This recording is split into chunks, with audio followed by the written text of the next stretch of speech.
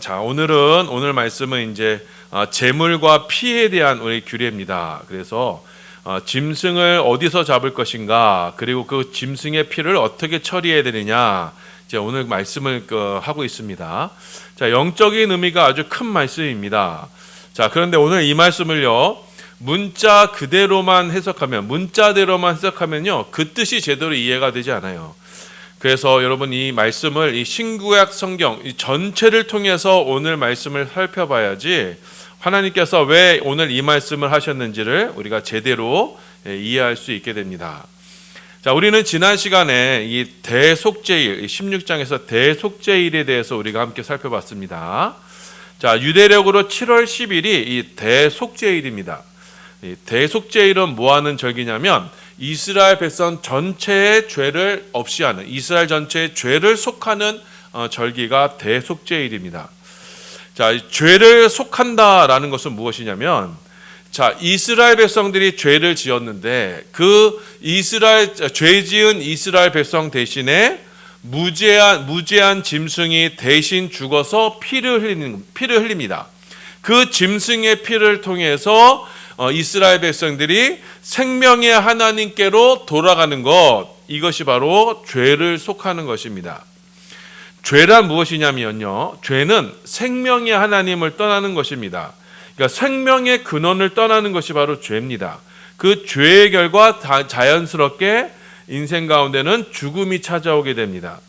그래서 이 죄는요, 생명의 하나님을 떠나는 것이기 때문에 죄 자체가 죽음을 함의하고 있고 그 죽음의 결과인 저주까지도 함께하는 것입니다.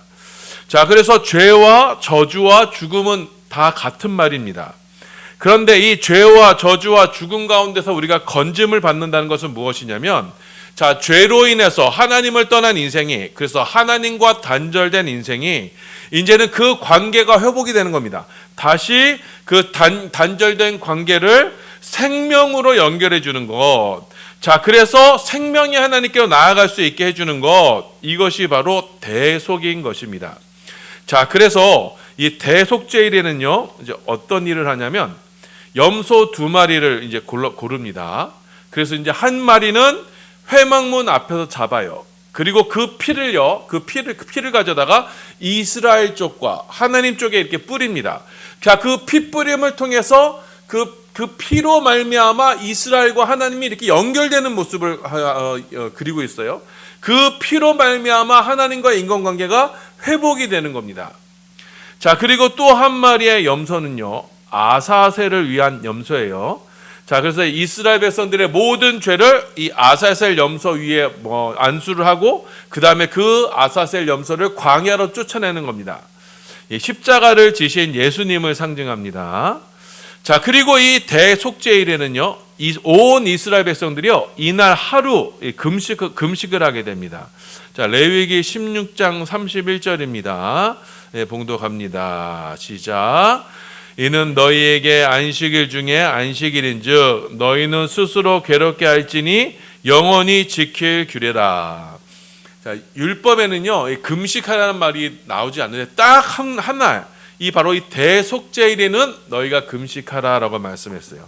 자, 그래서 바리새인들이 일주일에 2번씩 금식하고 그랬다는 것은요, 절기 때마다 금식하는 건요, 이들의 과도한 열심이었지. 자, 율법서에서는요, 금식을 나는 딱 하루를 정했어요. 자, 금식을 한다는 것은 무슨 의미냐면요, 여러분, 금식은요, 사람의 힘을 빼는 거예요.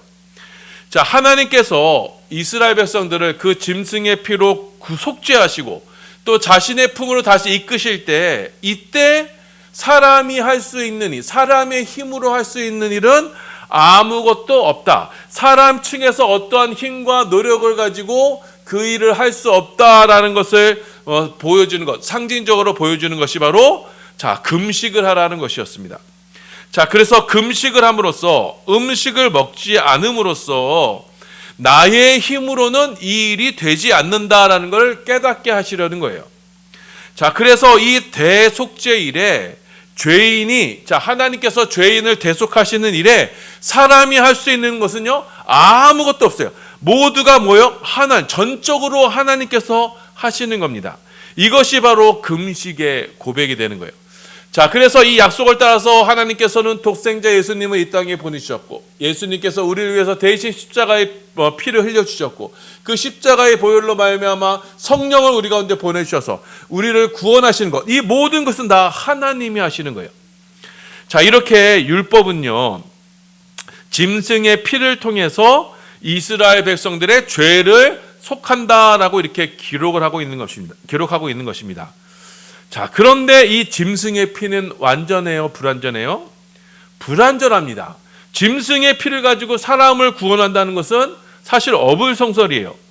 자, 그래서 짐승을 아무리 잡고 그 피를 지성소 휘막에 뿌려도 하나님과 이스라엘을 가로막고 있던 그 지성소 휘장은 그대로였던 거예요. 열리지가 않았던 거예요.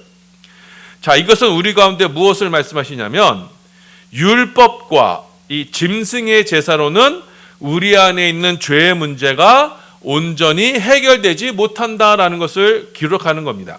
이거는요, 이 율법의 제사는 일종의 예표예요. 미리 어떤 것을 보여주는 거예요. 장차 이 땅 가운데 참 보혈을 흘려주심으로써 하나님께 온전히 드릴 제사가 있는데, 그 제사를 통해서 이제 하나님과 인간 사이가, 하나님과 이스라엘 백성 사이가 온전히 회복시켜질 것이다라는 것을 보여주시는 거예요. 자, 여러분, 오늘 이 말씀을 전제로 오늘 본문의 말씀을 대해야 됩니다. 그래야만 오늘 말씀이 제대로 해석이 될 수 있어요. 자, 하나님께 드리는 이 짐승, 속죄 짐승의 피는 무엇을 상징한다고요? 바로 장차 우리의 죄를 위해서 대신 피를 흘리신 그 십자가의 보혈을 상징하는 겁니다. 자, 그렇기 때문에 너희가 짐승을 잡을 때는 아무 데서나 잡으면 안 된다. 오직 성소 앞, 회막 앞에서만 잡아라. 회막 앞에서만 잡고 그 짐승을 피를 흘려야 된다. 이렇게 말씀합니다. 자, 레위기 17장 2절부터 4절까지입니다. 예, 봉독합니다. 시작. 아론과 그의 아들들과 이스라엘 모든 자손에게 말하여 그들에게 이르기를, 여호와의 명령이 이러하시다 하라. 이스라엘 집의 모든 사람이 소나 어린 양이나 염소를 진영 안에서 잡든지 진영 밖에서 잡든지 먼저 회막문으로 끌고 가서 여호와의 성막 앞에서 여호와께 예물로 드리지 아니하는 자는 피 흘린 자로 여길 것이라.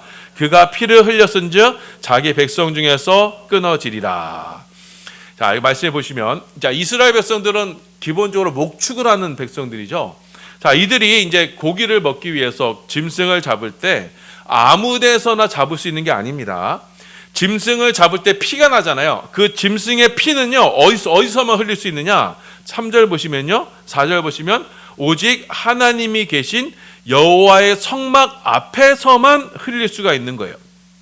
자, 왜 하나님께서는 짐승을 아무 데서나 잡지 마라, 오직 내 앞에서만 잡으라, 이렇게 말씀하셨냐면, 자, 생명의 주인은 누구세요? 생명의 주인은 하나님이세요. 이 짐승의 생명도 주인은 하나님이신 거예요.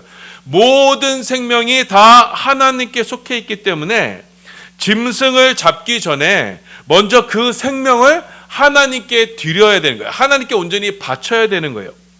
자, 그래서 하나님께 먼저 그 예물로 드리지 않고 짐승을 잡는 자, 그것을 피를 흘리는 자는요, 자, 이 생명의 주인이신 하나님께 생명을 먼저 드리지 않고 자기가 임의로 이 짐승의 생명을 취했기 때문에 하나님의 것을 도둑질하는 자가 되는 거예요. 생명의 주인이신 하나님, 생명의 소유권자이신 하나님의 소유를 함부로 취하는 자가 되는 거예요. 이것은 바로 피 흘리는 자가 되고, 이것은 하나님의 소유를 도둑질했기 때문에 그는요, 백성 중에 끊어지게 되는 거예요. 그러니까 하나님의 백성으로서의 자격을 잃어버리는 거예요. 자, 그래서 이스라엘 백성들이 짐승을 잡을 때는 어디서 잡느냐? 자, 하나님의 성소 앞에서 짐승을 잡아요. 자, 그래서 이 짐승의 생명은 하나님의 것입니다. 그래서 하나님께 올려드립니다라는 의미로 그 짐승의 피를 받아다가 그 제단에 뿌려서 하나님께 드리게 되는 거예요. 자, 레위기 17장 5절에서 6절입니다. 봉독합니다. 시작. 그런즉 이스라엘 자손이 들에서 잡던 그들의 제물을 회막문 여호와께로 끌고 가서 제사장에게 주어 화목제로 여호와께 드려야 할 것이요 제사장은 그 피를 회막문 여호와의 제단에 뿌리고 그 기름을 불살라 여호와께 향기로운 냄새가 되게 할 것이라.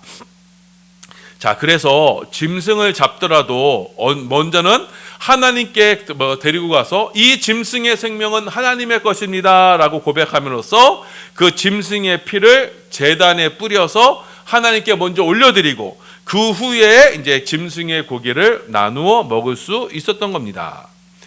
자, 그렇다면 여러분, 여기서 이 제단에 뿌려지는 이 짐승의 피, 이 짐승의 피는 과연 무엇을 상징하느냐, 무엇을 의미하느냐? 이 성경에서 이 피는요, 곧 생명을 상징합니다. 레위기 17장 14절입니다. 봉독합니다. 시작. 모든 생물은 그 피가 생명과 일체라. 그러므로 내가 이스라엘 자손에게 이르기를 너희는 어떤 육체의 피든지 먹지 말라 하였나니 모든 육체의 생명은 그것의 피인즉 그 피를 먹는 모든 자는 끊어지리라. 자, 피는요, 피는 곧 생명이에요. 이 생명의 요체가 바로 이 피가 되는 것입니다. 자, 그래서 사람은요, 짐승을 잡아서 고기는 먹을 수 있지만 피는 먹지 말라. 왜? 이 피는 무엇이다? 생명이다. 이 생명은 하나님의 것이니 그 피를 온전히 하나님께 돌려드려라. 이렇게 지금 말씀하는 거예요. 자, 그래서 만일 그 피를 먹는 자는 어떻게 된다? 백성 중에서 끊어진다. 하나님의 백성에서 자격이 박탈된다. 자, 그런데 오늘 이 말씀을 우리가 문자적으로만 해석하면 안 됩니다. 자, 그러면 이게 피를 먹지 말라고 했으니까 선지나 해장국, 선지 해장국이나 순대를 먹지 말아야 된다. 이렇게 나가면 안 되는 거예요. 자, 왜 보세요. 피를 절대로 먹지 말라고 했는데 여러분, 고기에서 피를 뺀다고 해도 여러분 고기 속에 스며 있는 피까지도 뺄 수 있어요? 그럴 수가 없어요. 자, 하나님은 그런 의미로 이 말씀을 주신 것이 아니에요. 피를 먹지 말라고 할 때 그런 의미로 주신 것이 아니에요. 자, 마찬가지 여러분, 생명이 피에만 있겠어요? 고기는 생명이 아니에요? 고기도 마찬가지 생명이에요. 자, 이 말씀이 의미하는 가 뭐냐면 이 피가 상징하는 것은 생명이다. 피를 먹는다는 것은 곧 생명을 먹는 것이기 때문에 고기는 먹되 피는 먹어서는 안 된다. 곧 하나님의 생명을 함부로 취해서는 안 된다. 자, 하나님께서는 그 고기와 피 둘 중에 똑같은 생명인데 그 중에 피만을 따로 굳이 구분하신 거예요. 자, 고기도 분명 생명입니다. 피도 생명이에요. 하지만 하나님은 고기와 피를 나누어서 그 중에 피만을 따로 구별하신 거예요. 이 피를 구별해서 이 피는 구별하다는 말은 말씀드렸죠. 거룩하게 하다는 뜻이에요. 하나님의 것으로 돌린다는 뜻이에요. 그러니까 짐승의 고기와 피 중에서 피는 하나님 것으로 구별해서 드리는 겁니다. 자, 그럼 하나님은 왜 이 짐승의 피를 구별하셨는가? 왜 짐승의 피를 따로 구분해서 하나님의 것으로 삼으셨느냐? 자, 하나님께서는요, 이 짐승의 피를 따로 구분하시고 그 피의 용도를 우리 가운데 이렇게 얘기하셨어요. 그 피를 가지고 너희는 뭘 하라? 인간의 죄를 속하라. 이렇게 말씀하세요. 자, 레위기 17장 11절입니다. 봉독합니다. 시작.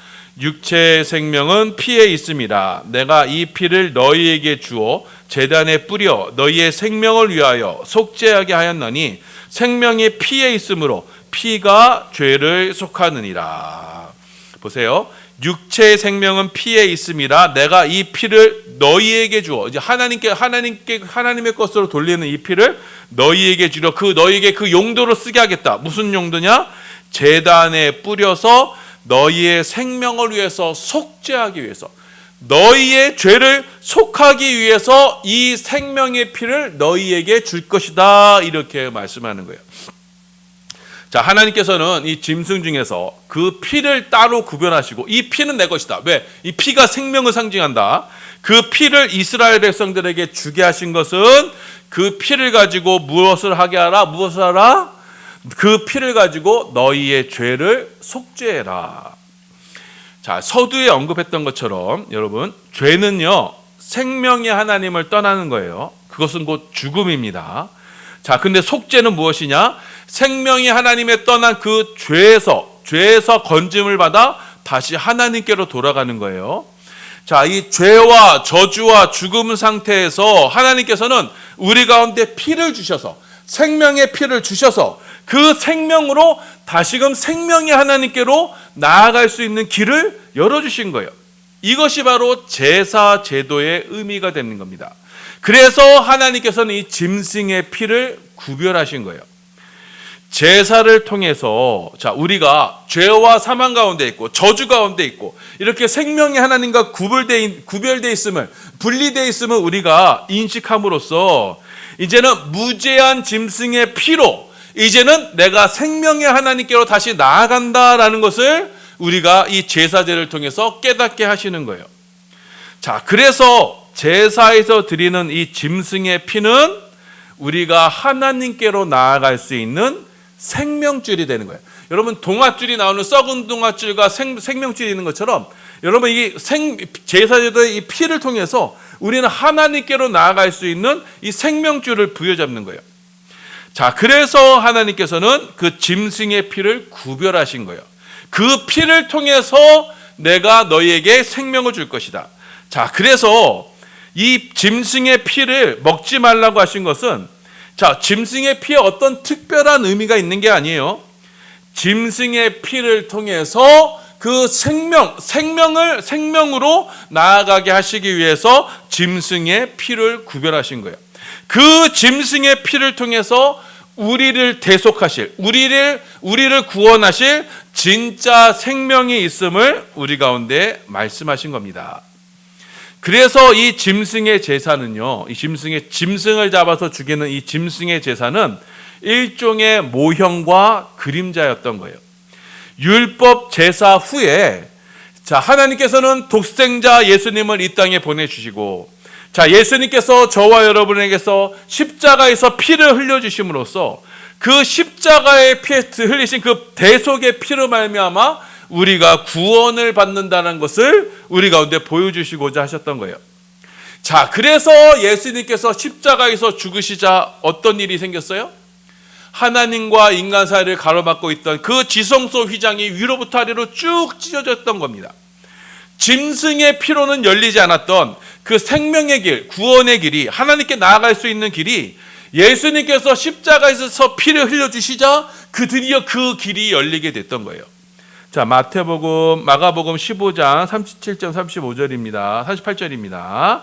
봉독합니다. 시작. 예수께서 큰 소리를 지르시고 숨지시니라. 이에 성소 휘장이 위로부터 아래까지 찢어져 들이대니라.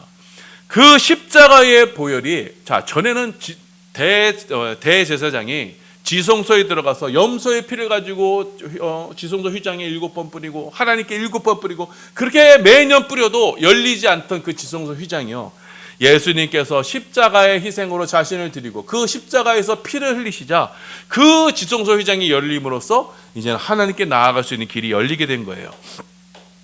예수님께서 이 땅에 오셔서 십자가의 보혈을 흘려주심으로써 우리는 그 십자가의 보혈로 생명을 얻게 되었고 그 생명으로 이제는 생명이 하나님께로 다시 나아갈 수 있게 된 겁니다.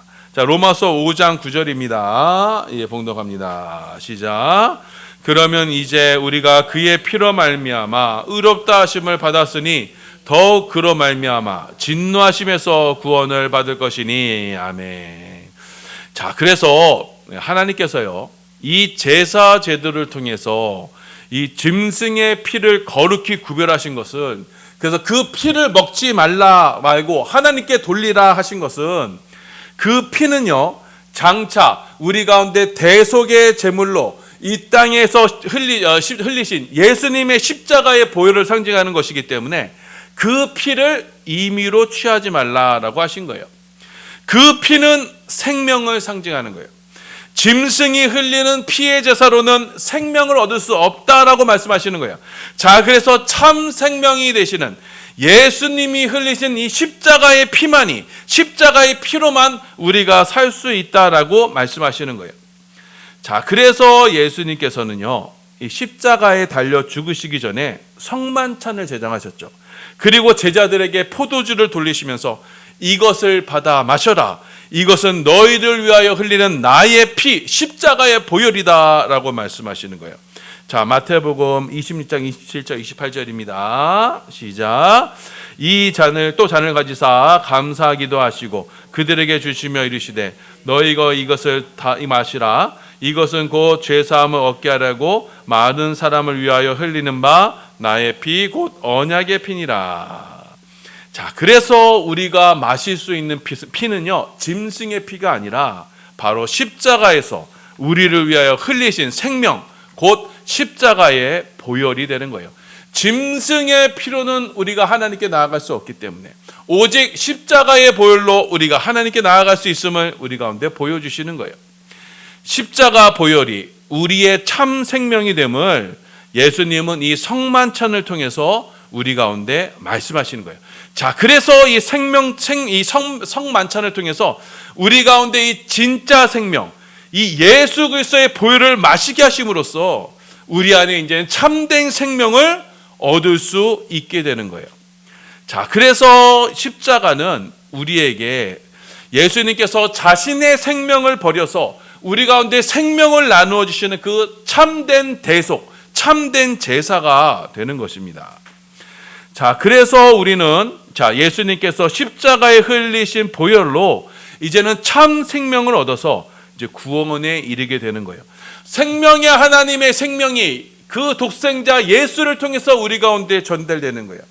자, 그래서 십자가로 말미암아 우리는 죄와 저주와 사망 가운데 있던 우리 가운데 이제는 하나님의 생명이 십자가로 우리 가운데 전달되어서 이제는 우리 영원한 하나님 아버지 품으로 들어가 영원한 생명을 누릴 수 있게 되는 거예요. 이것이 오늘 본문에서 말씀하는 짐승의 피는 하나님께 돌려라. 그리고 짐승의 피는 절대 마시지 말라라는 본래의 의미가 되는 겁니다. 그 십자가 안에서 해석해야만 오늘의 말씀이 이해가 되는 거예요. 그래서 선지국 먹지 말라, 그다음에 선지국 먹지 말라, 순대 먹지 말라, 이거는요, 성경 전체를 해석해서 봐야만 나올 수 있는 말씀인데 잘못 해석한 거예요. 여러분, 선지나 순대국 먹어도 됩니다. 자, 결론의 말씀입니다. 하나님은요, 짐승의 생명으로 너희가 구원을 얻지 못한다라는 것을 오늘 본문을 통해서 말씀하셨어요. 짐승의 피를 먹어서는 안 된다. 그것을 먹어서는 너희가 생명을 얻을 수 없다. 그 율법의 제사로는 너희가 구원에 이르지 못한다. 그러니 절대로 피를 먹지 말라 말씀하신 거예요. 진짜 생명은 십자가에서 우리를 위해 흘리신 예수님의 보혈이다. 그 십자가 보혈을 마셔라. 그 생명을 마셔라. 그리고 나의 품으로 나오라. 영생을 누려라 라고 말씀하시는 것이 오늘 말씀인 것입니다. 자, 그래서 이 말씀을 기억하셔서 우리 반석의 모든 사랑하는 성도들, 바로 십자가에서 우리를 위해서 대속해서 흘리신 그 십자가의 보혈로 이제는 참 생명을 마음껏 누려 이제 예수님의 십자가로 보혈로 말미암아 아버지께 날마다 나아가는 우리 사랑하는 모든 반석의 성도들 다 되시기를 예수님의 이름으로 소원하며 축원합니다. 아멘.